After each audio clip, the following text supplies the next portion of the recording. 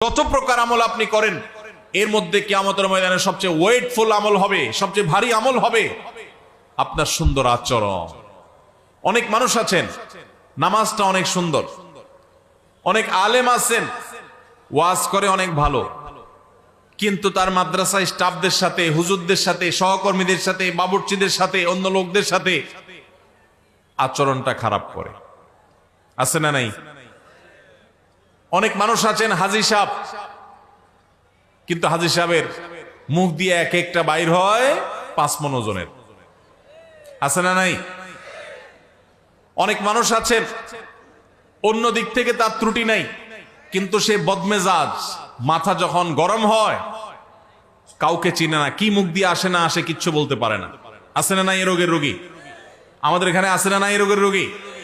ভাইরা আমার, যারা আচরণ সুন্দর হবে, যারা আখলাক সুন্দর হবে, নবীজি সাল্লাল্লাহু আলাইহি সাল্লাম বলেছেন কিয়ামতের ময়দানে নেক আমলের দৌড়ে সে এগিয়ে থাকবে।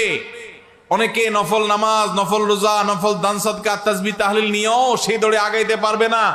শুধুমাত্র যে ব্যক্তি কারোর সাথে আচরণ খারাপ করবে না, নিজের আখলাকটা ভালো করবে, অহংকার করবে না, বিনয়ী হবে, গর্ব করবে না, দম্ভ দেখাবে না, বিনয়ী হবে, মাটি হয়ে থাকবে, যে ব্যক্তি মানুষের সাথে গালমন্দ করবে না, মানুষের সাথে দুর্ব্যবহার করবে না, মানুষকে অপমান অপদস্থ করবে না, কারো ভুল হলে সুন্দরভাবে শুধরাবে, এই উত্তম আচরণের দুর্ভিক্ষ চলছে। এটার ভয়াবহ দুর্ভিক্ষ চলছে, এর বড় আকাল চলছে, বড় অভাব চলছে আমাদের সমাজে। আখলাক ভালো, আচরণ ভালো সেই মুসলমান আপনি খুব বেশি পাবেন না। দাঁড়িয়েলা মুসলমান পাবেন, বোরকা পরেন সেরকম বোন পাবেন, কিন্তু সেই বোন স্বামীর সাথে, শ্বশুরের সাথে, সন্তানদের সাথে, যারদের সাথে, অন্যান্য প্রতিবেশীদের সাথে আচরণ করতে গিয়ে নিজের মুসলমানিত্ব ভুলে যান। মুসলমান কখনো রূঢ় আচরণকারী হতে পারে না।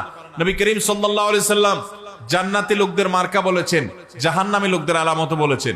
তিনি বলেছেন জান্নাতি লোকদের মার্কা হলো প্রত্যেক সেই লোক, যে লোকটা বিনয়ী থাকে, যে লোকটা নিরহংকার থাকে, যে লোকটা নিরীহ থাকে, আর যে খুব দম্ভ করে, উতুল্লিন জাওয়াজিন মুস্তাকবির, যে ব্যক্তি গোয়ার কিসিমের হয়, সবাইকে দমায়া রাখে, কাউকে সাইড দেয় না, অহংকার করে, তার দাপটের চোটে কেউ টিকতে পারে না। নবী করিম সাল্লাল্লাহু আলাইহি সাল্লামের হাদিস বলছে এটা জাহান্নামী হওয়ার লক্ষণ। আল্লাহ তাআলা আমাদের সবাইকে এই দুরাচরণ থেকেও বেঁচে থাকার তৌফিক দান করুন। ভাইরা আমার, পরিপূর্ণভাবে মুসলমান হইতে রাজি আছে তো ইনশাআল্লাহ? তাহলে আমাদের আখলাক, আচরণটা সুন্দর করতে হবে।